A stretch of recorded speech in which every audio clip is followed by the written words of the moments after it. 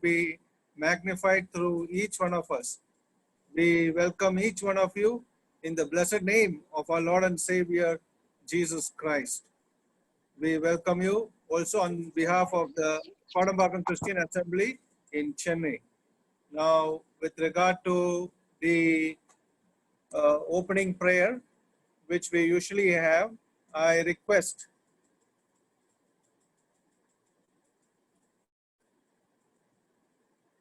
Brother Raji from Muscat to open with a word of prayer. Brother Raji from Muscat to open with the word of prayer.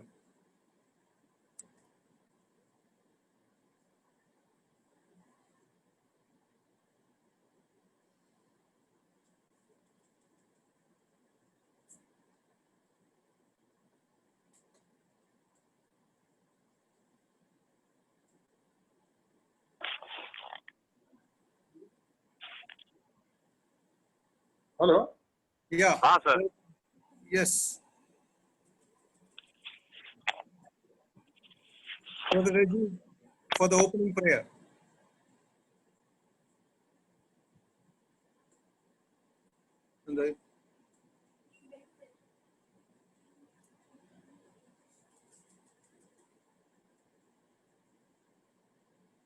I request Brother Emmanuel from to open with the word of prayer.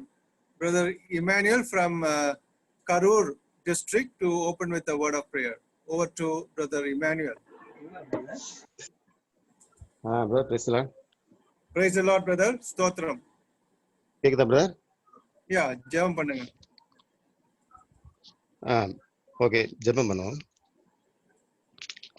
நீங்களை அதிகமாக நேசித்து வழிநடத்துகிற அன்பின் பரலோகம் பிதாவே, நல்லதுன்னு இந்த இரவுலைக்காக நன்றி செலுத்துகிறோம், துதிக்கிறோம், வாழ்த்துகிறோம், வணங்குகிறோம்.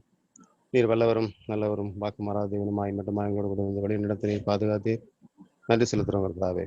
ஆல்பாவும் ஒமேகாவும் ஆதியும் அந்தமானவரை எம்மை துதிக்கிறோம் கர்த்தாவே, ஸ்தோத்தரிக்கிறோம். நேற்று மீண்டும் மாறாதவனை எம்மை துதிக்கிறோம் கர்த்தாவே. விசேஷமாக இந்த கர்த்தாவே ஒரு நாட்களிலே நீர்களுக்கு இப்படிப்பட்டதான ஒரு செய்திகளை கொடுத்து வருகிறதற்காக நன்றி செலுத்துகிறோம்.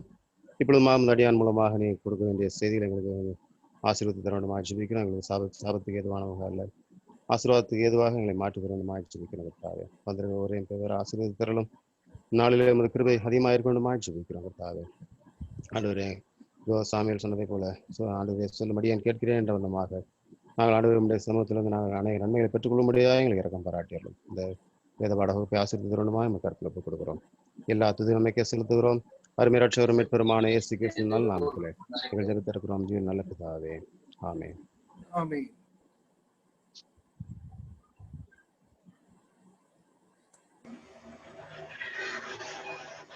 Next, we are going to the singing session.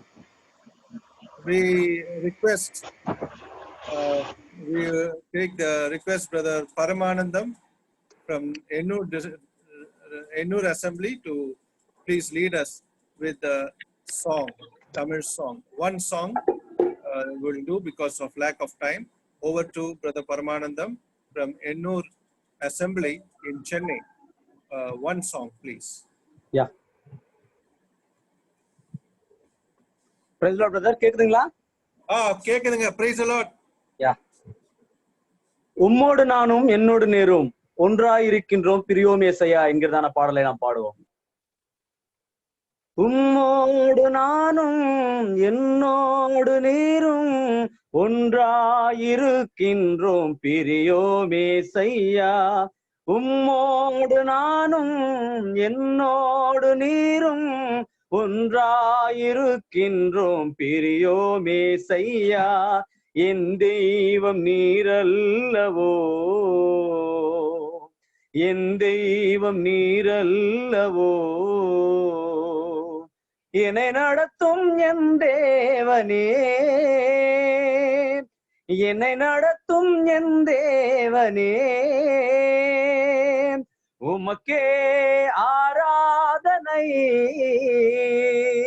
உமக்கே என் துதியர்ப்பனை. ஓ உமக்கே ஆராதனை, உமக்கே என் இதயர்ப்பனை. உம்மோடு நானும் என்னோடு நீரும் ஒன்றாயிருக்கின்றோம் பிரியோமேசையா. அதிகமான பாவங்கள் எத்தனை நான் செய்தாலும் என் பாவங்களை எல்லாம் மன்னித்தீரையா. அதிகமான பாவங்கள் எத்தனை நான் செய்தாலும் என் பாவங்களை எல்லாம் மன்னித்தீரையா. ஆவியானவரால் நிரப்பினீரையா. பரிசுத்தத்தோடு என்னை நடத்தினீரையா. ஆவியானவரால் நிரப்பினீரையா. பரிசுத்தத்தோடு என்னை நடத்தினீரையா. உமக்கே ஆராதனை. உமக்கே என் துதியர்ப்பனை. ஓ உமக்கே ஆராதனை. உமக்கே என் இதயர்ப்பனை. உம்மோடு நானும் என்னோடு நீரும் ஒன்றாயிருக்கின்றோம் பிரியோமேசையா. ஆயிரம் நாவுகளால் துதித்து பாடினாலும் நீர் செய்த நன்மைக்கு ஈடாகாதையா. ஆயிரம் நாவுகளால் துதித்து பாடினாலும் நீர் செய்த நன்மைக்கு ஈடாகாதையா. கோடி குரல்களின் ஒரு சங்கமம் உம்மை துதிப்பதற்கே என் ஜீவியம். கோடி குரல்களின் ஒரு சங்கமம் உம்மை துதிப்பதற்கே என் ஜீவியம். உமக்கே ஆராதனை. உமக்கே என் துதியர்ப்பனை. ஓ உமக்கே ஆராதனை. உமக்கே என் இதயர்ப்பனை. உம்மோடு நானும் என்னோடு நீரும் ஒன்றாயிருக்கின்றோம் பிரியோமேசையா. என் தெய்வம் நீரல்லவோ. என் தெய்வம் நீரல்லவோ. என்னை நடத்தும் என் தேவனே. என்னை நடத்தும் என் தேவனே. உமக்கே ஆராதனை. உமக்கே என் துதியர்ப்பனை. ஓ உமக்கே ஆராதனை. உமக்கே என் இதயர்ப்பனை. Thank you.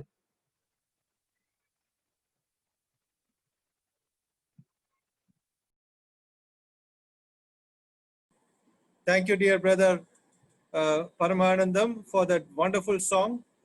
It was a melodious song. May God bless you. And of course, it will, though I couldn't concentrate, it will be a meaningful song also. May God's name be glorified to that song. Now we welcome you all in the blessed name, once again in the blessed name of our Lord and Savior, Jesus Christ. Now we have to this evening time with us, Brother John Mark from Anuppapet Christian Assembly near Ennur in Chennai. And he is serving the Lord for in that area for many years, and we glorify God for that. Now we have also with us Brother Nehemiah from Ennur Christian Assembly. And for today's evening, the speaker will be Brother John Mark. We thank God for him. He has been going around in different places for to speak in Chennai and different places in Tamil Nadu. May God bless him abundantly in the days and weeks and years to come in the will of the Lord. Now, the subject he is going to take is from the book of Hebrews. Hebrews and Hebrews is something to deal with mostly with the supremacy of the Lord Jesus Christ, of our Lord Jesus Christ himself, the supreme of the Lord Jesus Christ. That is what Hebrews usually deals with. But today we will be dealing with the subject of the warnings in the book of Hebrews, that warnings that we got to have during these days also, as we are in the coronavirus, COVID-19, the coronavirus. We have to know that God has something to tell us during these days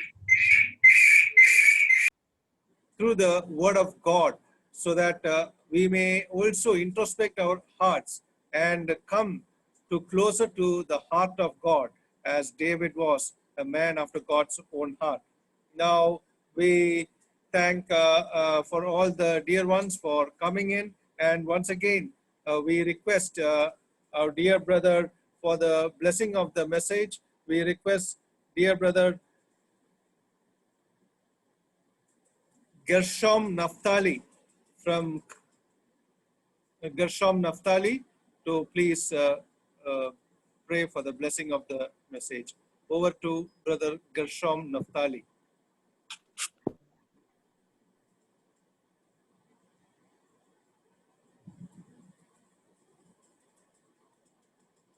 நடந்து கொண்டிருக்கக்கூடிய இந்த கூட்டத்துக்காக நாங்கள் ஸ்தோத்திரிக்கிறோம். இந்த வேத பாட வகுப்பிலே உம்முடைய கிருபை எங்களோடு கூட இருந்து நடத்தி வருகிறதுக்காக ஸ்தோத்திரிக்கிறோம்.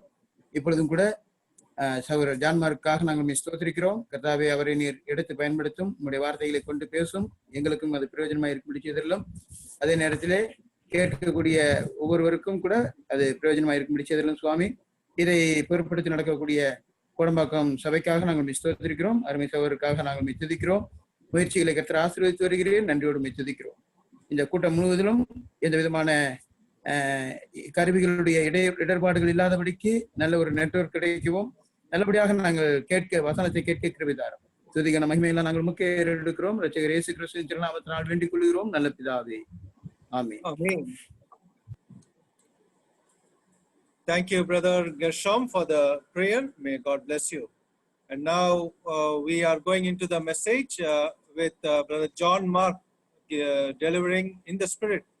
Let us pray that the Holy Spirit may work through him, and we wait for the message, what brother John Mark has to say. And also, the message will be translated from Tamil to Telugu by brother Nehemiah. From Tamil to Telugu by brother Nehemiah. So let us also look prayerfully to this message. Over to brother John Mark and brother Nehemiah.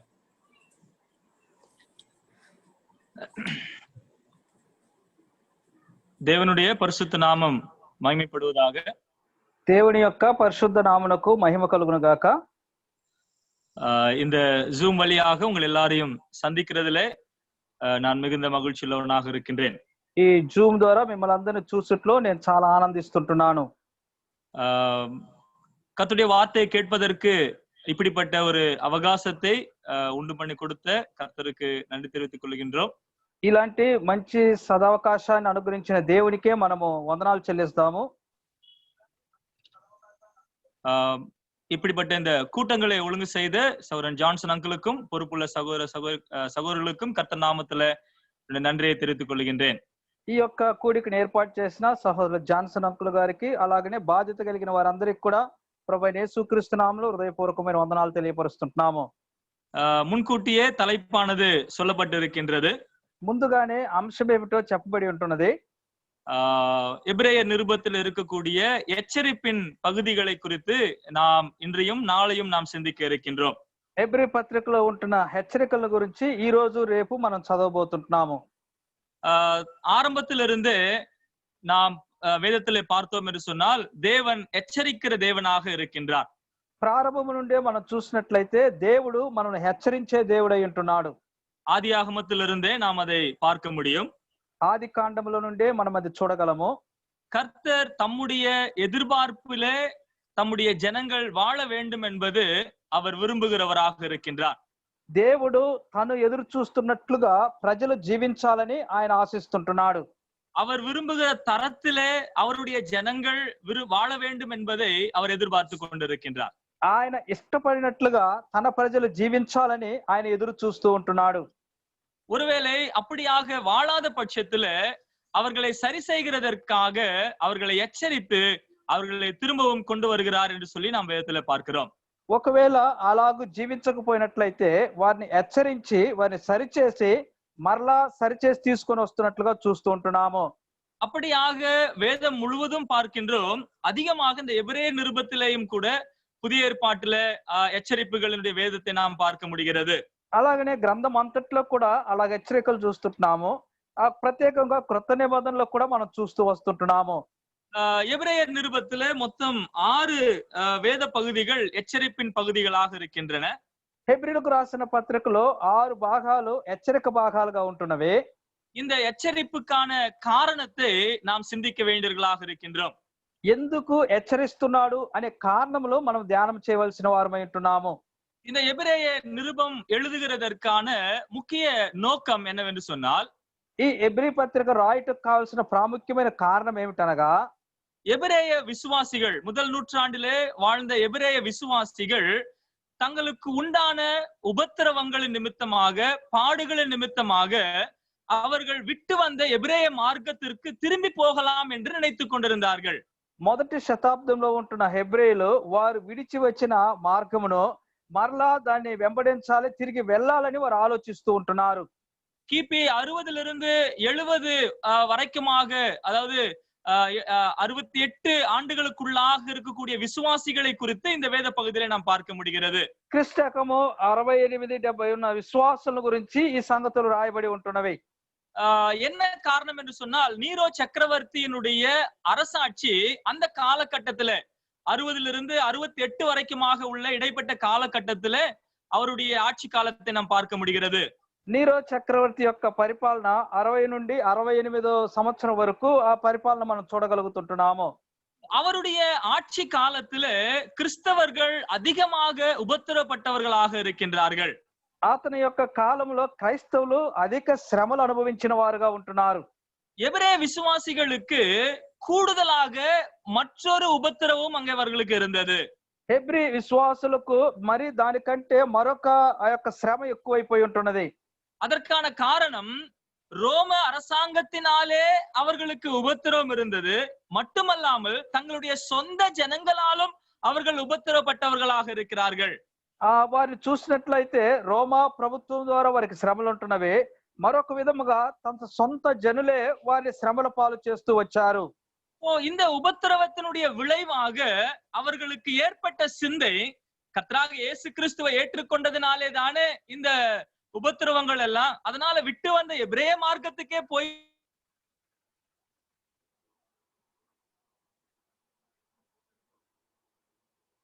Hello hello கேக்குதுங்களா? மறுபடியும் சொல்லுங்க. Okay. So அவர்களுக்கு ஏற்பட்ட உபத்திரவங்களுடைய தீவிரத்தினுடைய விளைவாக தாங்கள் விட்டு வந்த எபிரேய வழிக்கே திரும்பி சென்று விடலாம்.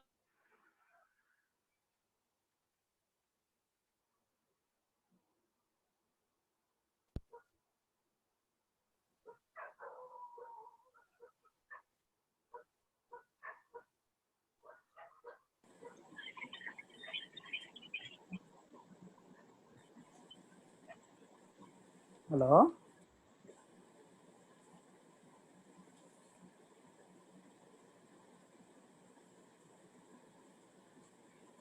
Brother, I think he's changing the mobile. Mobile மாத்துறாருன்னு நினைக்கிறேன் கொஞ்சம்.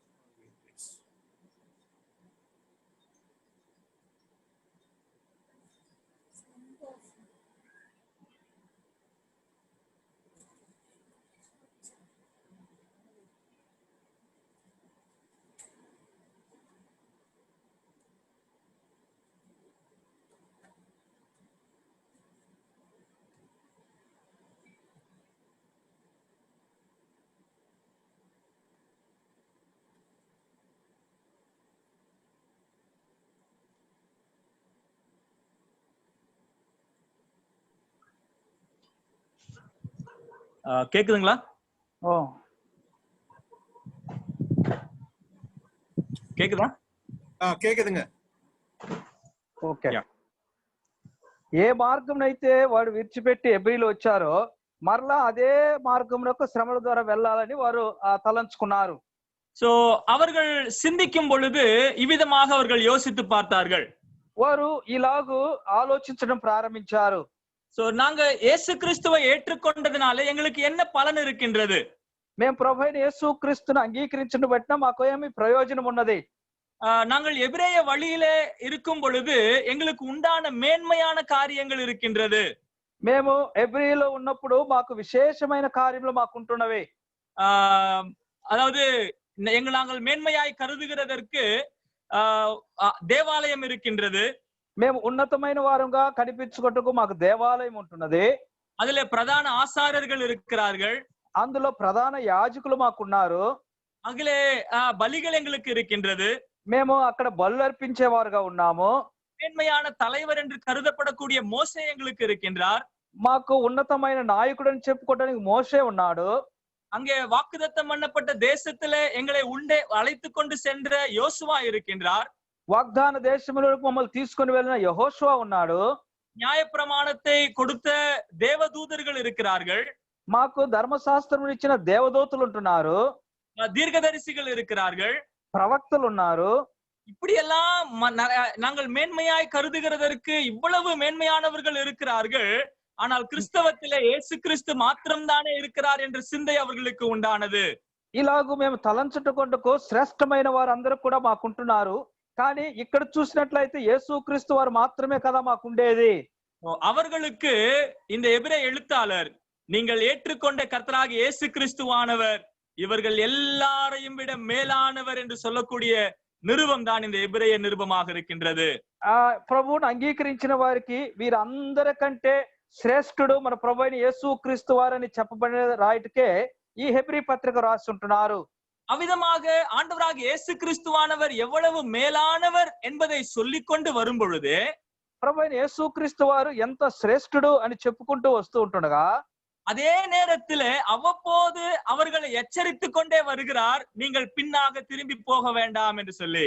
అదే సమయంలో వారిని హెచ్చరించుకుంటూ వస్తుంటున్నారు, మీరు వెనుకకు వెళ్ళవద్దు, நீங்கள் திரும்பி பார்க்க வேண்டாம் என்று சொல்லி அவர்களை எச்சரித்துக் கொண்டே வருகின்றார். మీరు వెనుకకు వెళ్ళవద్దు అని వస్తూ ఉంటున్నాడు.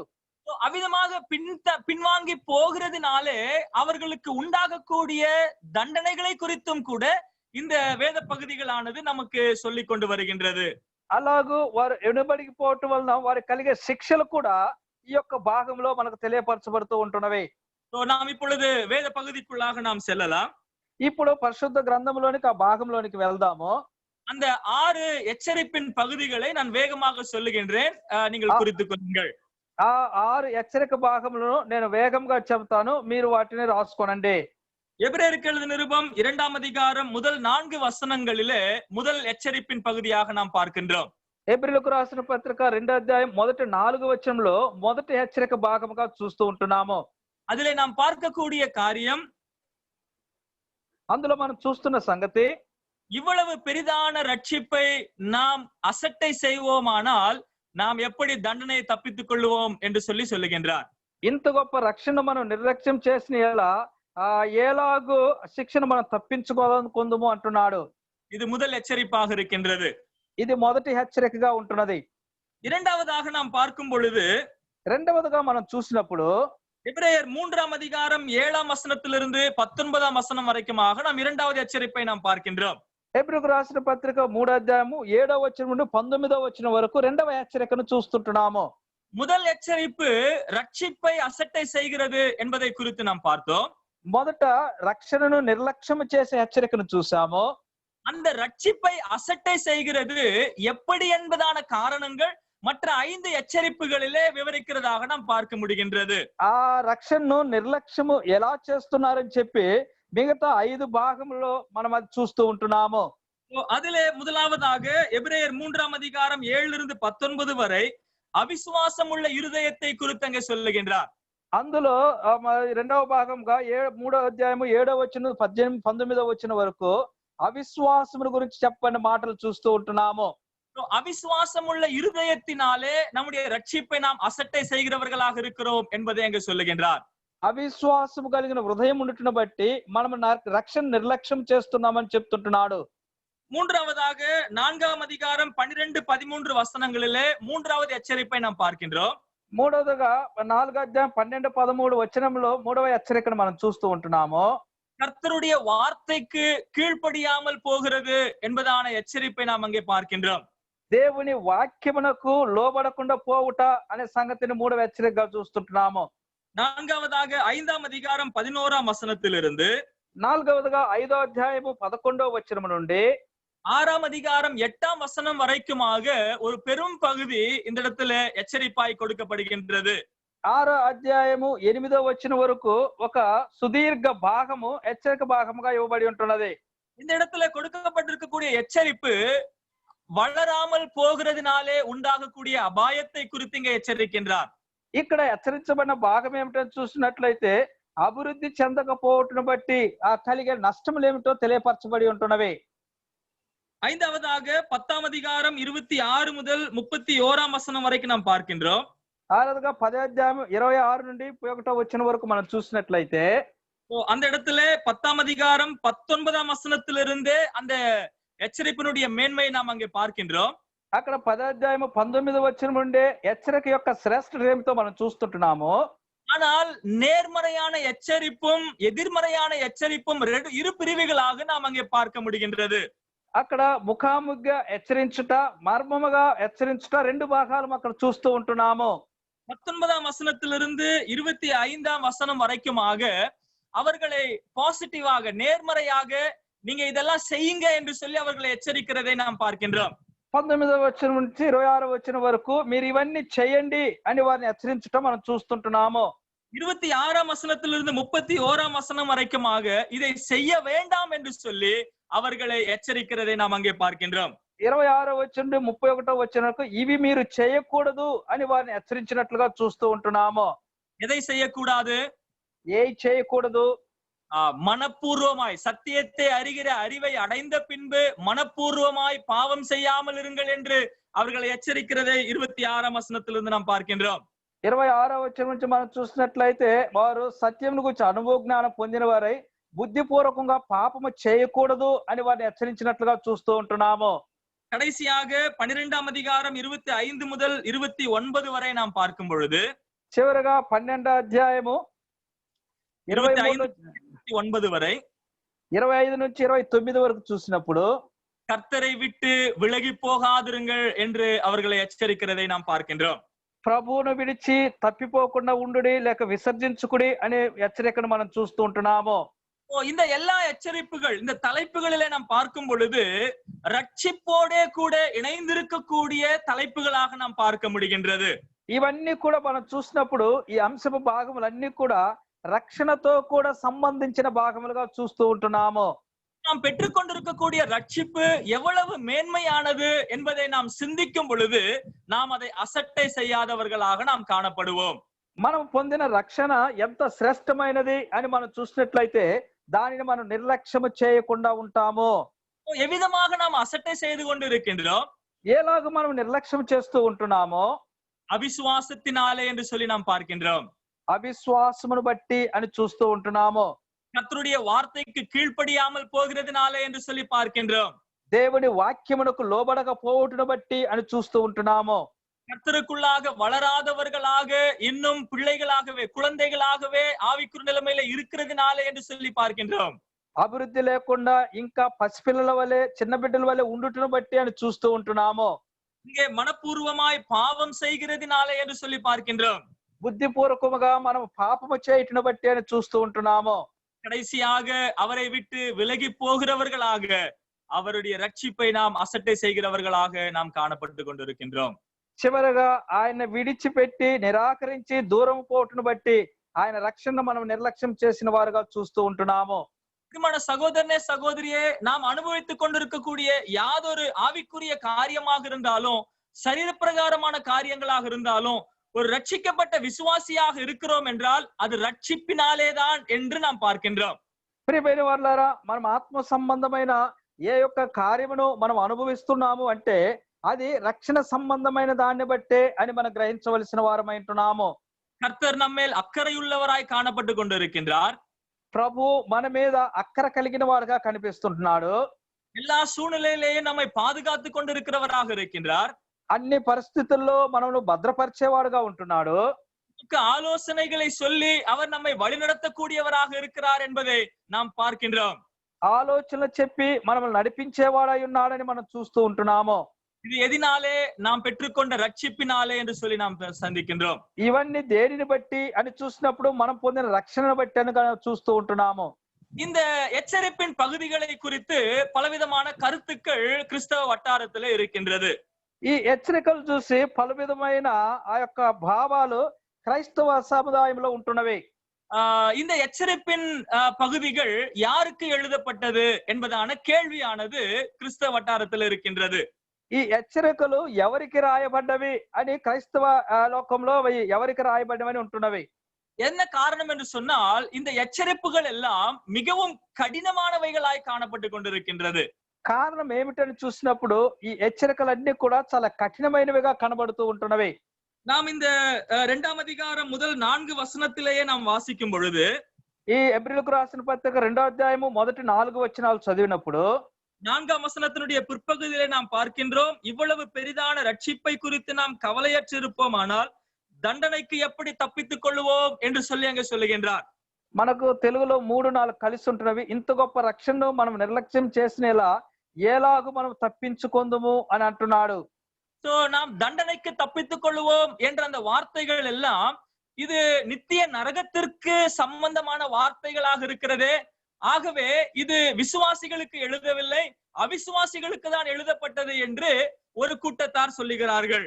కాబట్టి ఇవన్నీ కూడా చాలా కఠినమైన శిక్షకు సంబంధించినవిగా ఉంటున్నావు. కాబట్టి ఇది విశ్వాసులకు కాదు అవిశ్వాసులకే రాయబడివని కొందరు యొక్క అభిప్రాయమై ఉంటున్నది. அதிலே சொல்லக்கூடிய ஒரு சில விஷயங்கள் என்னவென்று சொன்னால், అందులో చెప్పబడిన కొన్ని సంగతులు ఏమిటనగా ஒரு சில நபர்கள் நான் ரட்சிக்கப்பட்டேன் என்று சொல்லிக்கொண்டு சபையில இருக்கிறார்கள், அவர்களுக்கு இந்த எச்சரிப்பின் பகுதி இருக்கிறது என்று சொல்லுகிறார்கள். కొంతమంది రక్షించబడ్డాము అని సంఘములో వారు ఉంటున్నారు. అటువంటి వారికి ఈ హెచ్చరిక భాగములని కూడా అంటున్నారు. ஆங்கிலத்திலே ப்ரொஃபஸ்ட் கிறிஸ்டியன்ஸ் என்று சொல்லுவார்கள், அதாவது தங்களை கிறிஸ்தவர்களாக காண்பித்துக் கொள்ளுகிறவர்கள். తెలుగులో వారిని క్రైస్తవులుగా వారిని కనిపింపజేసుకునేవారు. அப்போ அவங்க உண்மையாக ரட்சிக்கப்படவில்லை, ஆனால் தாங்களும் விசுவாசிகளாக காண்பித்துக் கொள்ளுகிறவர்கள் என்று அந்த கூட்டத்தாரை குறித்து சொல்லுகின்றார்கள். వారు నిజముగా రక్షించబడలేదు, కానీ రక్షించబడిన వారుగా చూపించుకుంటూ ఒక గుంపు వారు సంఘంలో ఉంటున్నారు. ஆகவே இந்த எச்சரிப்பின் பகுதிகள் அவர்களுக்கு எழுதப்பட்டது என்று ஒரு கூட்டத்தார் சொல்லுகிறார்கள். కాబట్టి హెచ్చరిక భాగములు వారికి రాయబడ్డవి అని ఒక తెగవారు చెప్తూ ఉంటారు. மற்றொரு கூட்டத்தார் இது விசுவாசிகளுக்கு தான் எழுதப்பட்டது என்று மற்றொரு கூட்டத்தார் சொல்லுகிறார்கள். మరొక గుంపు వారు చూసినప్పుడు ఇది విశ్వాసులకే రాయబడినది అని వారు అంటుంటారు. இரு பிரிவுகளுக்கும் அவர்களுடைய கருத்துக்கள் இருக்கின்றது. కాబట్టి ఈ రెండు భాగములు చెందిన వారికి వారి వారి భావములు వారికి ఉంటున్నవి. இது இல்லாமல் மூன்றாவது ஒரு கூட்டத்தாரும் இருக்கிறார்கள். ఇది కాకుండా మూడవ గుంపు వారు కూడా ఉంటున్నారు. அந்த கூட்டத்தார் நாம் பெற்றுக்கொண்ட ரட்சிப்பை நாம் இழந்து போவோம் என்று சொல்லுகிறதற்கு இந்த எச்சரிப்பின் பகுதிகளை அவர்கள் எடுத்துக்கொண்டு அவர்கள் அவருடைய கருத்துக்களை சொல்லுவார்கள். మనము పొందిన రక్షణను కోల్పోతున్నామని చెప్పి వారు ఈ భాగాలు తీసుకొని చెప్పేవారు కూడా కొందరు ఉంటున్నారు. இவ்விதமான பல கருத்துக்கள் இந்த எச்சரிப்பின் பகுதிகளுக்கு இருந்து கொண்டிருக்கின்றது. కాబట్టి ఇలాంటి భావములతో పలు హెచ్చరిక భాగాలు ఉంటున్నవి. ஆனால் இந்த வேத பகுதிகள் எல்லாமே விசுவாசிகளுக்கு தான் எழுதப்பட்டது என்பதை நாம் தெளிவாக வேதத்திலிருந்து நாம் பார்க்க முடிகின்றது. కానీ ఇవన్నీ కూడా విశ్వాసులకే రాయబడ్డవని లేఖన భాగంలో తేటగా మనం గ్రహించగలుగుతూ ఉంటున్నాము. என்ன காரணம் என்று பார்க்கும் பொழுது కారణం ఏమిటి అని మనం చూసినప్పుడు அவிசுவாசிகளுக்கு வேண்டியது சுவிசேஷமே தவிர அவர்களுக்கு எச்சரிப்பு அல்ல. అవిశ్వాసులకు కావలసినది సువార్తే గాని వారికి హెచ్చరిక కాదు. அவர்களை ரட்சிப்புக்குள்ளாக வழிநடத்துகிறது சுவிசேஷமாகவே இருக்குமே தவிர எச்சரிப்புகள் அல்ல என்பதை நாம் தெளிவாக பார்க்க முடிகின்றது. వారిని రక్షణలోకి నడిపించేది స్వార్థ మాత్రమే గాని హెచ్చరికలు కాదు అని మనం తేటగా తెలుసుకోవాలి. தேவன் யாரை எச்சரிக்கின்றார்? దేవుడు ఎవరిని హెచ్చరిస్తుంటున్నాడు?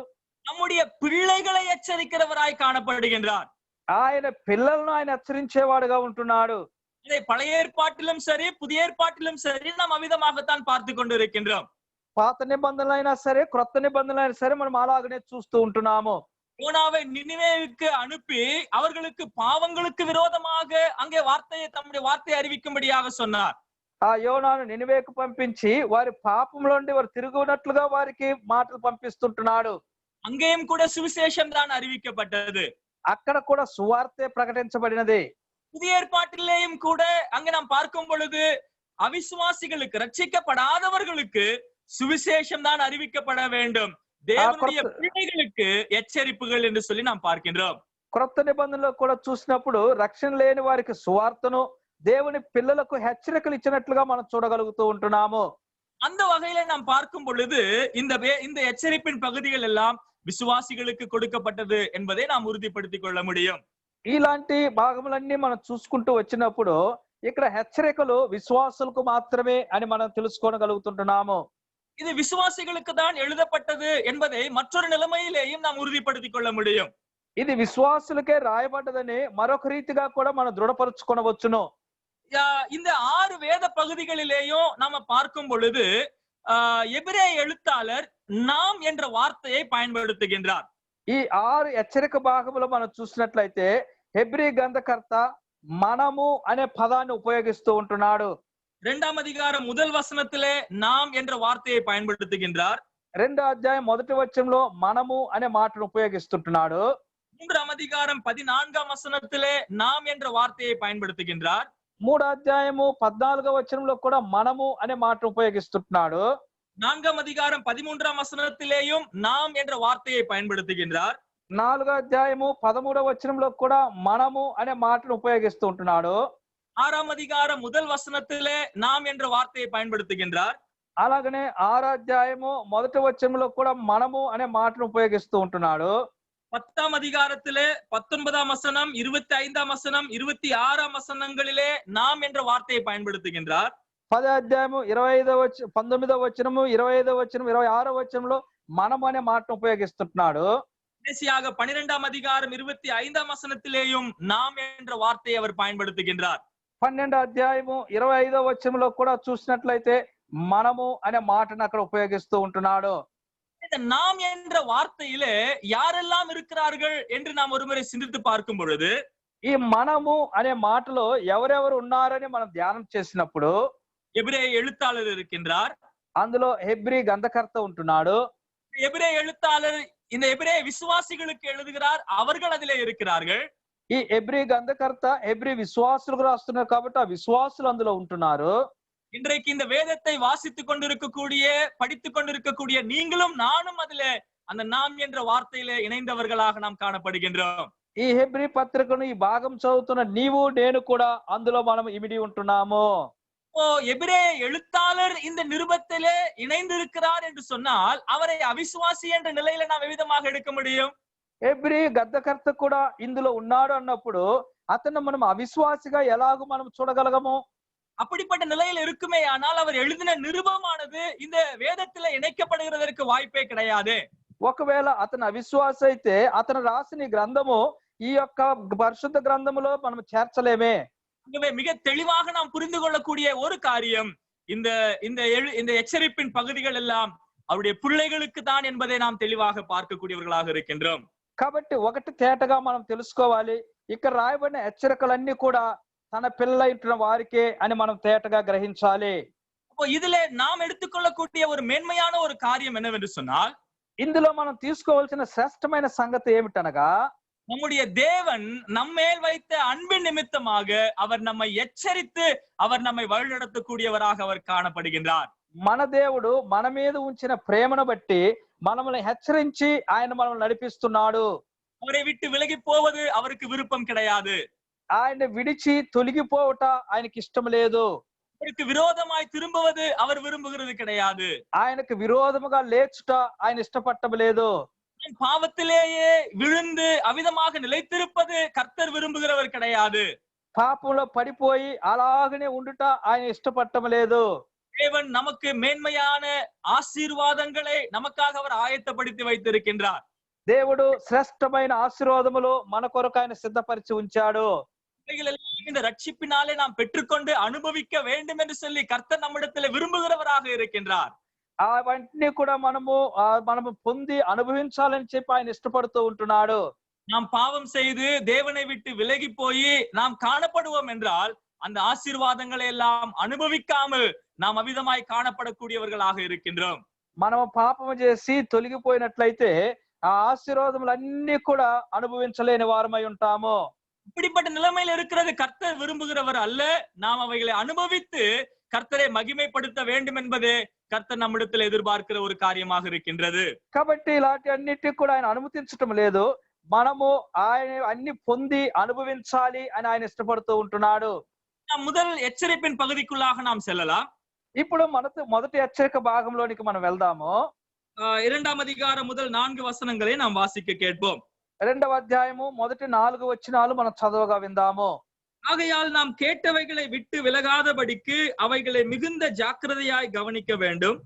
ஏனெனில் தேவதூதர் மூலமாய் சொல்லப்பட்ட வசனத்திற்கு விரோதமான எந்த செய்கைக்கும் கீழ்ப்படியாமைக்கும் நீதியான தண்டனை வரத்தக்கதாக அவர்களுடைய வசனம் உறுதிப்படுத்தப்பட்டிருக்க, முதலாவது கர்த்தர் மூலமாய் அறிவிக்கப்பட்டு பின்பு அவரிடத்தில் கேட்டவர்களாலே நமக்கு உறுதியாக்கப்பட்டதும் அடையாளங்களினாலும் அற்புதங்களினாலும் பலவிதமான பலத்த செய்கைகளினாலும் தம்முடைய சித்தத்தின்படி பகிர்ந்து கொடுத்த பரிசுத்த ஆவியின் வரங்களினாலும் தேவன் தாமே சாட்சி கொடுத்ததுமாயிருக்கிற இவ்வளவு பெரிதான ரட்சிப்பை குறித்து நாம் கவலையற்றிருப்போமானால் தண்டனைக்கு எப்படி தப்பித்துக் கொள்ளுவோம்?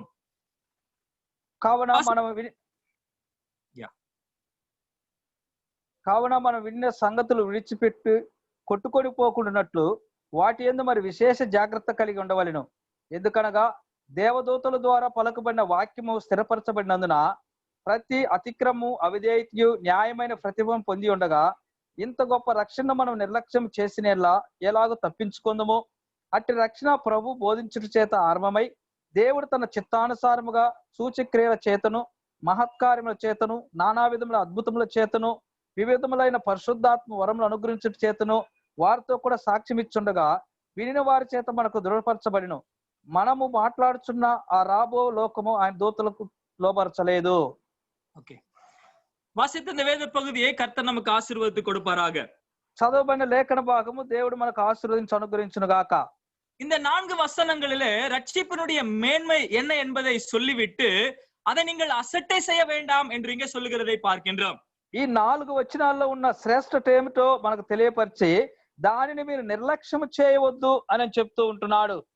நாம் அங்கே கவலையற்றிருப்போமானால் அல்லது அசட்டை செய்கிறவர்களாக இருப்போமானால் என்பதனுடைய அர்த்தத்தை நாம் புரிந்து கொள்வோம் என்று சொன்னால், అక్కడ చింతపడువారుగాను లేక నిర్లక్ష్యం చేయవారుగాను అంటే దాని యొక్క అర్థం ఏమిటనగా, நாம் ஒரு விஷயத்தை அக்கறை எடுத்து நாம் செயல்படுத்துகிறதற்கு மாறாக அதை குறித்து சிந்திக்காமல் இருப்பது என்ற அந்த வார்த்தையினுடைய அர்த்தமாக இருக்கின்றது.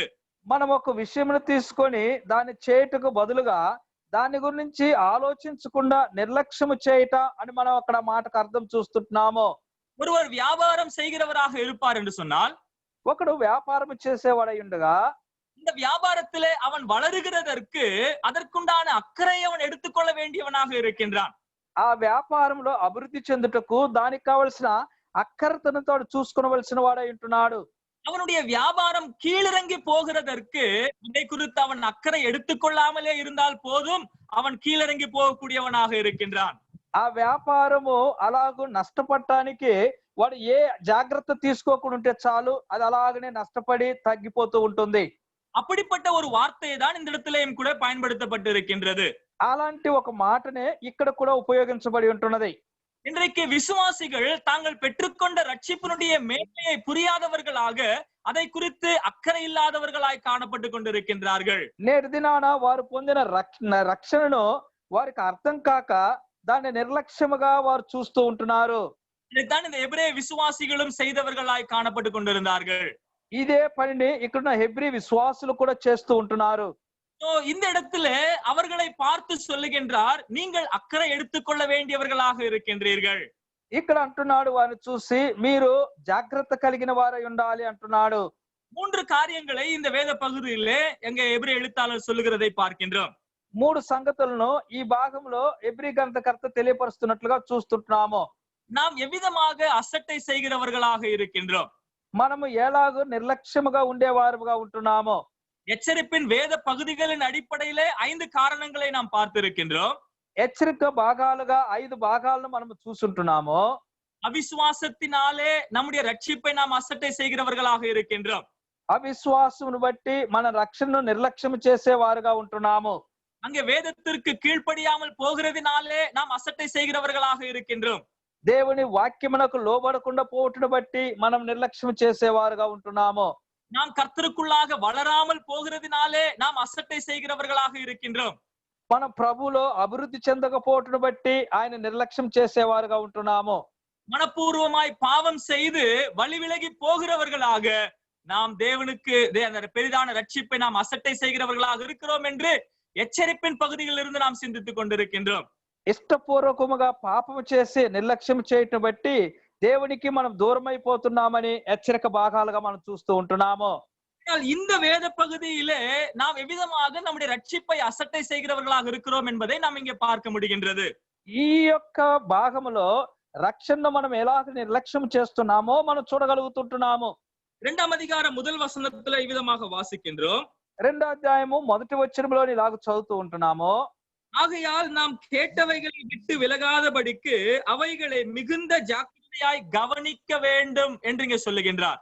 మనం వినిన సంగతులు విడిచిపెట్టి కొట్టుకొని పోకున్నట్లు వాటి మీద మరి విశేష జాగ్రత్త కలిగి ఉండవలెను అంటున్నాడు. நாம் கவனிக்க வேண்டியவர்களாக இருக்கின்றோம். మనము వాటిని గమనించవలసిన వారమై ఉంటున్నాము. இந்த வசனம் ஆரம்பிக்கும் பொழுது ஆகையால் என்ற வார்த்தையோடு ஆரம்பிக்கின்றது. ఇక్కడ ప్రారంభించేటప్పుడు ఆ వచ్చిన కావున అని ప్రారంభిస్తూ ఉంటున్నాడు. ஆகையால் என்ற அந்த வார்த்தையானது மேல் சொல்லப்பட்டிருக்கக்கூடிய வேத பகுதியோட இணைக்கக்கூடிய வார்த்தையாக இருக்கின்றது. కావున అనగా పైన చెప్పబడిన భాగములన్నిటిని కూడా కలిపేదిగా కనబడుతూ ఉంటున్నది. அப்ப முதல் அதிகாரத்துல 2 காரியங்கள் சொல்லப்பட்டிருக்கின்றது. అలాగైతే మొదటి అధ్యాయంలో 2 సంగతులు చెప్పబడి ఉంటున్నవి. முதல் 3 வசனங்களிலே தீர்க்கதரிசிகளை விட பெரிய கர்த்தராகிய இயேசு கிறிஸ்துவை குறித்து சொல்லப்பட்டிருக்கின்றது. అక్కడ ప్రవక్తల కంటే ఆయన చాలా గొప్పవాడని ప్రభువైన యేసుక్రీస్తు వారిని గురించి చెప్పబడి ఉంటున్నది. 4వ வசனத்திலிருந்து 14వ வசனம் வரைக்குமாக தேவதூதர்களை விட பெரியவர் கர்த்தராகிய இயேசு கிறிஸ்துவானவர் என்று சொல்லப்பட்டிருக்கின்றது. 4వ వచనం నుండి 14వ వచనం వరకు చూసినప్పుడు దేవదూతల కంటే ఆయన శ్రేష్ఠుడని యేసు ప్రభుని గురించి చెప్పబడి ఉంటున్నది. அப்போ நாம் இவைகளை குறித்து கேட்டு இருக்கின்றோம், கேட்டவைகளை குறித்து கவனமா இருக்க வேண்டும் என்று சொல்லுகின்றார். కాబట్టి కావున మనం ఆ సంగతులు విన్నాము, విన్న వాటిలో మనం జాగ్రత్త కలిగిన వారమై ఉండాలని చెప్తూ ఉంటున్నాడు. யாரை குறித்து கேள்விப்பட்டு இருக்கின்றோம்? మనం ఎవరిని గురించి విని ఉంటున్నాము? இயேசு கிறிஸ்துவை குறித்து நாம் கேட்டு இருக்கின்றோம்.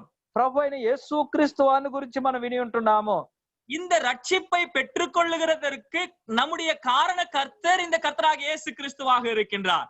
మనము రక్షణ పొందుటకు కారణకర్త ప్రభు అయిన యేసుక్రీస్తు వారై ఉంటున్నాడు. நாம் கர்த்தராகிய இயேசு கிறிஸ்துவை கவனிப்பதை விட்டுவிட்டவர்களாய் காணப்படுவோம் என்றால் நம்முடைய ரட்சிப்பை நாம் அசட்டை செய்கிறவர்களாக இருக்கின்றோம். మా కారణకర్త అయిన ప్రభు అయిన యేసుక్రీస్తు వారిని మనం విడిచిపెట్టినట్లయితే, నిర్లక్ష్యం చేసినట్లయితే మనము ఆ యొక్క కారణకర్తను విడిచిపెట్టిన వారుగా ఉంటున్నాము. அவ்விதமாய் செய்கிறதுனாலே நம்முடைய ரட்சிப்பை அசட்டை செய்கிறவர்களாக இருக்கின்றோம். అలాగూ చేయటం బట్టి మనము రక్షణను నిర్లక్ష్యం చేసిన వారుగా ఉంటున్నాము. தீர்க்கதரிசிகள் எல்லாரும் குறை உள்ளவர்களாய் காணப்படுகின்றார்கள். ప్రవక్తలందరూ కూడా లోపము కలిగిన వారై ఉంటున్నారు. அவர்களுக்கு உண்டான குறைவான அந்த வேத வெளிச்சத்தை தம்முடைய ஜனங்களுக்கு வெளிப்படுத்தினவர்களாக இருக்கின்றார்கள். వారికి ఉంటున్న ఆ లోపము కలిగిన ఆ యొక్క ప్రవచనం ప్రజలకు వారు బయలుపరుచుంటున్నారు. அவ்வப்போது தேவன் அவர்களுக்கு வெளிப்படுத்துகிற அந்த வெளிப்பாட்டை மாத்திரமே தம்முடைய ஜனங்களுக்கு வெளிப்படுத்தி கொண்டிருந்தார்கள். అప్పుడప్పుడు వారికి కలిగిన ప్రత్యక్షతను లేక దర్శనము మాత్రమే ప్రజలతో వారు తెలియపరుస్తూ వచ్చారు. ஆனால் நம்முடைய கர்த்தராகிய இயேசு கிறிஸ்துவானவரோ பரிபூரணராயிருந்து தேவனுடைய பரிபூரணமான வெளிப்பாட்டை நமக்கு அவர் வெளிப்படுத்தினார் என்று சொல்லி பார்க்கின்றோம். మన ప్రభు అయిన యేసుక్రీస్తు ఆయన పరిపూర్ణుడు లేక సంపూర్ణుడై ఉండి ఆయన సంపూర్ణమైన ప్రత్యక్షతను మనకు కనబరిచిన వాడుగా ఉంటున్నాడు. கர்த்தராகிய இயேசு கிறிஸ்துவானவர் இல்லை என்று சொன்னால் தேவனை குறித்ததான முழுமையான வேத அறிவு நமக்கு இருந்திருக்காது என்று சொல்லி நாம் பார்க்கின்றோம். ప్రభు అయిన యేసు క్రీస్తు వారే మనకు లేకుంటే దేవుని గురించిన సంపూర్ణమైన జ్ఞానము మనకు లేకుండా పోయి ఉండేది. அவருடைய பரிபூர்ணமான ரட்சிப்பின் திட்டம் நாம் அறியாதவர்களாக இருந்திருப்போம். ఆయన యొక్క సంపూర్ణమైన రక్షణ ప్రణాళికను మనం ఎరుగిన వారమై ఉందుమో. இந்த ரட்சிப்பானது பழைய ஏற்பாட்டிலே ரகசியமாய் காணப்பட்டு கொண்டிருந்தது. ఈ రక్షణ పాత నిబంధనలో మర్మముగా ఉంటున్నది. இதை வெளிப்படுத்தினவர் நம்முடைய கர்த்தராகிய இயேசு கிறிஸ்துவானவராக இருக்கின்றார். ఇది మనకు బయలుపరిచిన వాడు ప్రభు అయిన యేసు క్రీస్తు వారై ఉంటున్నాడు. அங்கே உலக தோற்றத்திற்கு முன்னதாகவே தேவன் அனாதி திட்டமாக இந்த ரட்சிப்பின் திட்டத்தை நிறைவேற்றி இருக்கின்றார். దేవుడు పూర్వకాలం ముందే ఆయన జగత్ పునాదికి ముందే ఈ యొక్క ప్రణాళికను మన కొరకు సిద్ధపరిచి ఉంటున్నాడు. இந்த திட்டத்தை நிறைவேற்றும்படியாக நம்முடைய கர்த்தராகிய இயேசு கிறிஸ்துவானவர் இந்த உலகத்திற்கு வந்து கல்வாரி சிலுவையிலே அதை நிறைவேற்றியவராய் காணப்பட்டு கொண்டிருக்கின்றார். ఈ యొక్క ప్రణాళికను ప్రభు అయిన యేసు క్రీస్తు వారి లోకానికి వచ్చి కలువారు సిలువలో ఆయన దాన్ని నెరవేర్చిన వాడుగా ఉంటున్నాడు. இவ்வளவு மேன்மையான கர்த்தர் நமக்காக ரட்சிப்பை உண்டு பண்ணி இருக்க அவரை கவனிக்காமல் நாம் விலகி போவோம் என்று சொன்னால், ఇంత గొప్ప రక్షణను దేవుడు మన కలుగు చేసినట్లయితే కుండగా దాన్ని మనం చూచి చూడనట్లుగా విడిచిపెట్టినట్లయితే நாம் இந்த ரட்சிப்பை அசட்டை செய்கிறவர்களாக இருக்கிறோம் என்பதை இந்த எபிரேய எழுத்தாளர் நமக்கு சொல்லுகிறது நாம் பார்க்க முடிகின்றது. మనము ఆ రక్షణను నిర్లక్ష్యము చేసిన వారుగా ఉందుము అని చెప్పి ఎబ్రీ గంధకర్త మనకు తెలియపరుస్తున్నాడు. ஆகவே எல்லா சூழ்நிலையிலேயும் நாம் அவரை கவனிக்க வேண்டியவர்களாக இருக்கின்றோம். కాబట్టి అన్ని పరిస్థితుల్లో ఆయన మనం గమనించవలసిన వారమై ఉంటున్నాము. 3ஆம் அதிகாரம் முதல் வசனத்திலேயும் கூட மறுபடியும் அதே வார்த்தையை அவர் இங்கே பயன்படுத்துகின்றார். 3వ అధ్యాయం మొదటి వచనంలో కూడా అదే మాట ఆయన ఉపయోగిస్తుంటున్నాడు. நாம் அறிக்கை பண்ணுகிற அப்போஸ்தலரும் பிரதான ஆசாரியருமாய் இருக்கிற கிறிஸ்து இயேசுவை கவனித்து பாருங்கள்.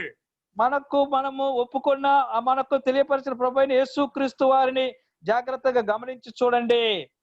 அவர் அங்கே அப்போஸ்தலராக இருக்கிறார், பிரதான ஆசாரியராக இருக்கிறார். அவரை அந்த கர்த்தராகிய இயேசுவை கவனித்து பாருங்கள் என்று சொல்லுகின்றார். అక్కడ ఆయన అపోస్తలుగా ఉంటున్నాడు, ఆయన మనకు ప్రభువుగా ఉంటున్నాడు. ఆ యేసు ప్రభువును గమనించడమని చెప్తూ ఉంటున్నాడు. இந்த எபிரேய விசுவாசிகளுடைய பார்வை கர்த்தராகிய இயேசு கிறிஸ்துவில் இருந்து விலகி எபிரேய మార్గத்திலே உள்ள மேன்மையான காரியங்கள் மேல் அங்கே பார்வைப்பட்டது. కాబట్టి ఎబ్రీ విశ్వాసులు ఆయన మీద ఉంటున్న ఆ యొక్క చూపు తొలగి మరలా ఎబ్రీలో ఉంటున్న వారి మీదకి మరలచ్చబడి ఉంటున్నది. அவர்கள் கர்த்தராகிய இயேசு கிறிஸ்துவையும் எபிரேய வழியில் இருக்கக்கூடிய மேன்மையானவைகளையும் ஒப்பிட்டு பார்க்கின்றார்கள். వారు ప్రభువైన యేసు క్రీస్తు వారిని హెబ్రీలో ఉంటున్న శ్రేష్టమైన సంగతులను రెండింటిని వారు పోలిక చూడటం ప్రారంభించారు. அவர்களுடைய மனதிலே இப்பொழுது என்ன ஆயிற்று? கர்த்தராகிய இயேசு கிறிஸ்துவை விட அவர்கள் விட்டு வந்தவைகள் மேன்மையாக தோன்ற ஆரம்பித்து விட்டது. ఇప్పుడు వీరికి ఏమైనదంటే ప్రభు అయిన యేసు క్రీస్తు వారి కంటే విడిచిపెట్టి వచ్చిన వాయే గొప్పగా కనబడుతూ ఉంటున్నవే. அவர்களுக்கு தீர்க்கதரிசிகள் மேன்மையாய் தோன்றினார்கள். వారికి ప్రవక్తలు శ్రేష్ఠులుగా కనబడుతూ ఉంటున్నారు. அவர்களுக்கு தேவதூதர்கள் மேன்மையாய் தோன்றினார்கள். వారికి దేవదూతలు శ్రేష్ఠులుగా కనబడుతూ ఉంటున్నారు. மோசே, யோசுவா, ஆரோன் என்பவர்கள் மேன்மையாய் அவர்களுக்கு தோன்றினார்கள். మోషే, యెహోషువ, ఆరోన్లను వారు వారికి శ్రేష్ఠులుగా కనబడుతూ ఉంటున్నారు. தேவாலயமும் அதிலே செலுத்தப்படக்கூடிய பலிகளும் அங்கே செலுத்துகிற பிரதான ஆசாரியர்களும் அவர்களுக்கு மேன்மையாய் தோன்றினார்கள். దేవాలయము అక్కడ చెల్లించే బలులు అక్కడ ప్రధాన యాజకుడు వారికి శ్రేష్టమైన వారుగా కనబడించారు. அவர்களுடைய பார்வை இப்பொழுது கர்த்தராகிய இயேசு கிறிஸ்துவை விட்டு அவைகளுக்கு நேராக சென்று விட்டது. ఇప్పుడు వారి దృష్టి ప్రభు అయిన యేసు క్రీస్తు వారిని విడిచిపెట్టి మరలా వారి వైపు తిరిగినట్లుగా చూస్తూ ఉంటున్నాము. எபிரேய எழுத்தாளர் அவர்களை எச்சரிக்கிற காரியம், நீங்கள் அவைகளை விட்டு நீங்கள் மறுபடியும் உங்களுடைய பார்வையை கர்த்தராகிய இயேசு கிறிஸ்துவை நோக்கி வையுங்கள் என்று சொல்லுகின்றார். కాబట్టి ఎబ్రీ గంధకర్త వారిని హెచ్చరించే ఉద్దేశం ఏమిటనగా మీరు వాటన్నిటిని విడిచిపెట్టి మీ యొక్క గమనిక ప్రభు అయిన యేసు క్రీస్తు మీద ఉంచాలని తెలియపరుస్తున్నాడు. நம்முடைய பார்வை கர்த்தராகிய இயேசு கிறிஸ்துவின் மேல் ஏன் இருக்க வேண்டும் என்று சொல்லி பார்க்கும் பொழுது, మన చూపు లేక మన దృష్టి ప్రభు అయిన యేసు క్రీస్తు మీద ఎందుకు ఉండాలని చూసినప్పుడు, நீங்கள் சிந்தித்துக் கொண்டிருக்கக்கூடியவர்கள் எல்லாரையும் விட இவர் மேலானவர், உயர்ந்தவராக இருக்கிறதுனாலே, మీరు ఆలోచిస్తున్న వారు అందరికంటే ఈయన ఉన్నతమైన వాడు, శ్రేష్ఠుడై ఉన్నాడు కాబట్టి, இவரே நமக்கு போதுமானவராக இருக்கிறதுனாலே, ఈయన మనకు సరిపోయిన వాడుగా ఉన్నాడు కాబట్టి. அப்படிப்பட்ட உன்னதமான கர்த்தரை விட்டு உங்களுடைய பார்வையை விளக்காதிருங்கள் என்று அவர்களை எச்சரிக்கிறதை பார்க்கின்றோம். ఇలాంటి గొప్ప శ్రేష్టమైన ప్రభువును విడిచిపెట్టి మీరు దూరముగా వెళ్ళకుడి, మీ చూపు మార్చుకున్నదని హెచ్చరిస్తూ ఉంటున్నాడు. பிரியமான சகோதரனே சகோதரியே, எத்தனை காரியங்களிலே நாம் கர்த்தர் மேல் வைக்க வேண்டிய பார்வையை விட்டு வேற ஏதோ காரியங்களிலே வைத்திருக்கின்றோம். నా ప్రియమైన సహోదరి సహోదరులారా, మనం దేవుని వైపు ఉండవలసిన చూపు దృష్టిని విడిచిపెట్టి వేరే వేరే కార్యములకు ఎన్నిసార్లు మనం తిప్పుకొని ఉంటున్నాము. போராட்டங்கள், உபத்திரவங்கள், பாடுகள், கஷ்டங்கள் இவைகள் எல்லாம் விசுவாசிகளாகிய நமக்கு நேரிடும் என்று வேதம் சொல்லி இருக்கின்றது. పోరాటములు, కష్టములు, శ్రమలు, బాధలు ఇవన్నీ కూడా విశ్వాసులు అంటే మనకు సంభవించునని పరిశుద్ధ గ్రంథం సెలవిస్తుంటున్నది. இவைகள் நமக்கு புதுமையானவைகள் கிடையாதுங்க. ఇవన్నీ మనకేమో క్రొత్తవేమి కాదండి. வேதமானது ஏற்கனவே முன்கூட்டியே இவைகள் எல்லாம் தெளிவாக நமக்கு சொல்லி இருக்கிறது, இவைகள் எல்லாம் நேரிடும் என்று சொல்லி. పరిశుద్ధ గ్రంథము ముందుగానే మనకు తెలియపరచబడి ఉంటున్నవి, ఇవన్నీ కూడా మనకు సంభవించబోచున్నవే అని. இந்த உபத்திரவங்கள் சம்பவிக்கக்கூடிய நேரத்திலே நாம் நம்முடைய பார்வையை கர்த்தராகிய இயேசு கிறிஸ்துவின் மேல் வைக்காமல் அந்த உபத்திரவங்கள் மேல் வைத்தவர்களாக நாம் காணப்படுவோம் என்றால், ఈ యొక్క శ్రమలు మనకు సంభవిస్తుంటున్నప్పుడు మన చూపు లేక మన దృష్టి ప్రభు అయిన యేసు క్రీస్తు మీద కాకుండా శ్రమల వైపు మన దృష్టిని మనం మార్చుకున్నట్లయితే நாம் வழி விலகி போகக்கூடியவர்களாக நாம் காணப்படுகின்றோம். మనము మార్గము తప్పిపోయేవారుగా ఉంటున్నాము. செய்கிறதுனாலே நம்முடைய ரட்சிப்பை அசட்டை செய்கிறவர்களாக நாம் காணப்படுகின்றோம். మనం ఇలాగ చేయటం బట్టి రక్షణను నిర్లక్ష్యం చేసిన వారుగా కనిపిస్తుంటున్నాము. தான் முதல் வசனத்திலேயே சொல்லுகின்றார், நாம் கேட்டவைகளை விட்டு விலகாதபடிக்கு என்று சொல்லுகின்றார். అందుకే 2వ అధ్యాయం మొదటి వచనం అంటున్నాం, కావున మనం వినిన సంగతులను విడిచిపెట్టి అని అంటున్నాడు. விட்டு விலகாதபடிக்கு என்ற அந்த வார்த்தையானது சறுக்கி போகாதபடிக்கு என்ற வார்த்தையாக இருக்கின்றது. కావున మనము ఆ సంగతి విడిచిపెట్టి కొట్టుకొని పోకుండానట్లు అని తెలుగులో రాయబడి ఉంటున్నది. సో அங்கே நாம் சறுக்கி போகாதபடிக்கு என்று சொல்லி பார்க்கின்றோம். కాబట్టి కొట్టుకొని పోకుండానట్లుగా చూస్తూ ఉంటున్నాము. அப்போ இது ஒரே நாளிலே சம்பவிக்கக்கூடிய ஒரு காரியம் கிடையாது. అలాగైతే ఇది ఒకే రోజు సంభవించే ఒక సంగతి కాదు. ఇది யோசித்து பாருங்க, ஒருவன் ஒரு பாவம் செய்கிறான் என்று சொன்னால் பாவம் செய்கிற அந்த நாளிலே அவன் விழுந்து போகிறான் என்றது அர்த்தம் கிடையாது. ఒకడు ఒక పాపం చేస్తున్నాడంటే ఆ పాపం చేసిన రోజున అతను పడిపోయాడని దాని అర్థం కాదు. அந்த நாளிலிருந்து அவன் பின்னாக ஒரு சில நாட்களை அவன் திரும்பி பார்த்தால், ఆ పడిపోయిన రోజు నుండి కొన్ని రోజులు వెనుకకు తిరిగి చూసినట్లయితే அவன் ஜெபிக்கிறதை நிறுத்தி இருப்பான். మొదటగా అతను ప్రార్థన చేసేది నిలిపివేసి ఉంటాడు. வேதத்தை வாசிக்கிறதையும் தியானிக்கிறதையும் அவன் நிறுத்தி இருந்திருப்பான். పరిశుద్ధ గ్రంథం చదువుట, ధ్యానించుట నిలిపివేసి ఉంటాడు. தேவனுடைய சமூகத்தை வருகிறதை அவன் நிறுத்தி இருந்திருப்பான். దేవుని సన్నిధికి వచ్చుట కూడా నిలబెట్టుంటాడు. தேவனுடைய பிள்ளைகளோட ஐக்கியம் கொள்ளுகிறதை அவன் நிறுத்தி இருந்திருப்பான். దేవుని పిల్లల సహవాసం చేయటం మానుకొని ఉంటాడు. அவனுடைய அந்த சறுக்கலானது எங்கே ஆரம்பித்தது? இவைகளை எல்லாம் எப்பொழுது நிறுத்தினானோ அப்பொழுதிருந்தே அவனுடைய சறுக்கலானது ஆரம்பிக்க விட்டது. ఆ కొట్టుకొని పోయే లేక జారిపోయే సంగతులు ఎక్కడ ప్రారంభించాడంటే ఎప్పుడైతే ఆలోచించాడో అప్పటి నుండే ప్రారంభించాడు. அதனுடைய விளைவுதான் அவன் பாவத்திலே விழுந்து போகிறதாய் காணப்படுகின்றது. దాని యొక్క ప్రతిఫలమే ఆ పాపములో పడిపోవటం మనం చూస్తూ ఉంటున్నాము. சகோதரனே சகோதரியே, நம்முடைய பார்வை கர்த்தர் மேல் இல்லாதபடிக்கு சூழ்நிலைகளின் மேல் இருந்து உபத்திரவங்களின் மேல் இருக்குமே என்று சொன்னால் நாமும் விழுந்து போகிறவர்களாக நாம் காணப்படுவோம். నా ప్రియమైన సహోదరి సహోదరులారా, మన చూపు ఆ యొక్క దేవుడి మీద కాకుండా శ్రమల మీద లేక కష్టాల మీద ఉన్నట్లయితే మనము కూడా పడిపోయేవారుగా ఉంటున్నాము. லாக்டவுன்ல ஏறக்குறைய 3 மாதங்களாக நாம் இருந்து கொண்டிருக்கின்றோம். ఈ లాక్డౌన్ లో ఇంచుమించుగా 3 నెలలుగా మనం ఉంటున్నాము. இந்த சூழ்நிலைகளிலே எத்தனை பேருடைய பார்வை கர்த்தராகிய இயேசு கிறிஸ்துவின் மேல் இருந்து விலகி போய் இருக்கின்றது? ఎంతమంది చూపులు ప్రభువైన యేసు క్రీస్తు మీద నుండి తొలగిపోయి ఉంటున్నవి? அவர் மேல் அவிசுவாசம் உள்ளவர்களா எத்தனை பேர் இருந்து கொண்டிருக்கின்றார்கள்?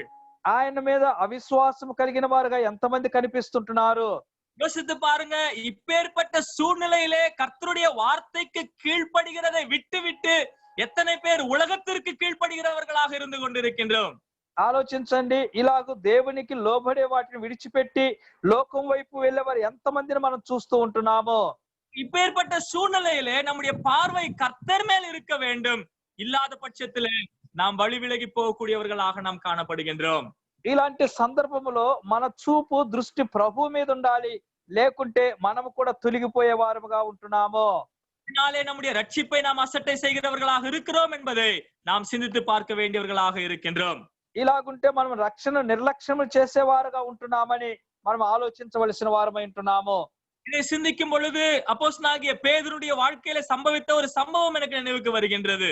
దీన్ని ధ్యానం చేస్తున్నప్పుడు అపోస్తలుడైన పేతురు జీవితంలో జరిగిన ఒక సంభవాన్ని, ఒక దృశ్యాన్ని మనం జ్ఞాపకం వస్తుంటున్నది. மத்தேயு சுவிசேஷம் 14ஆம் அதிகாரத்திலே அங்கே நடுக்கடலிலே நடந்த அந்த சம்பவத்தை குறித்து நாம் அங்கே பார்க்கின்றோம். మత్తయి సువార్త 14వ అధ్యాయంలో సముద్రం పైన నడుస్తూ వస్తున్న సంభవాన్ని చూస్తుంటున్నాము.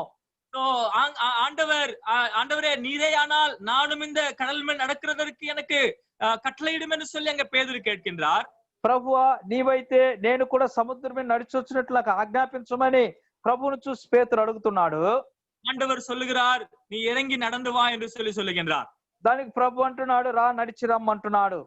கடல் கொந்தளித்துக் கொண்டிருக்கின்றது, సముద్రం పొంగుతూ ఉంటుంది, புயல் அடித்துக் கொண்டிருக்கின்றது, తుఫాను గాలులు రేగుంటున్నవి. கடினமான சூழ்நிலைகள் மத்தியிலே பேதுரு அந்த தண்ணீரில் மேல் நடந்தான் என்று சொல்லி நாம் அங்கே பார்க்கின்றோம். కఠినమైన పరిస్థితుల్లో పేతురు ఆ నీళ్ల మీద నడిచాడని చూస్తూ ఉంటున్నాము. ஆண்டவருக்கு பிற்பாடு தண்ணீரில் மேல் நடந்த ஒரே மனிதனாக பேதுரு காணப்படுகின்றார். ప్రభు తర్వాత నీళ్ల మీద నడిచిన ఒకే ఒక మనుషుడు పేతురు అని చూస్తూ ఉంటున్నాము. தண்ணீரில் மேல் நடந்தான் என்று பார்க்கும் பொழுது, నీళ్ల మీద నడిచను అని మనం చూస్తున్నప్పుడు, கர்த்தராகிய இயேசு கிறிஸ்துவின் மேல் தான் பார்வை வைத்த அந்த நேரம் வரைக்குமாக அவன் தண்ணீரில் மேல் நடந்தான் என்று சொல்லி பார்க்கின்றோம்.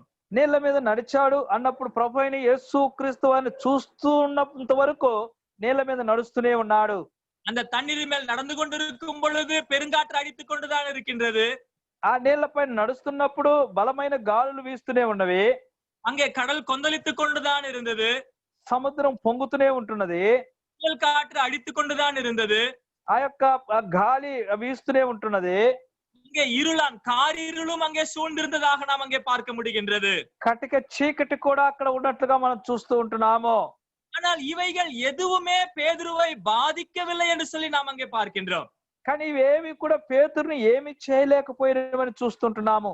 இவைகள் எல்லாம் பேதுருவை பாதிக்காமல் போகிறதற்கு ஒரே ஒரு காரணம் என்னவென்று பார்க்கும் பொழுது, పేతుని ఇవన్నీ కూడా బాధించకుండా పోవటకు ఒకే ఒక కారణం ఏమిటని మనం చూసినప్పుడు, அவருடைய இரட்சகராகிய கர்த்தராகிய இயேசு கிறிஸ்துவானவர் முன்பதாக நிற்கிறார்.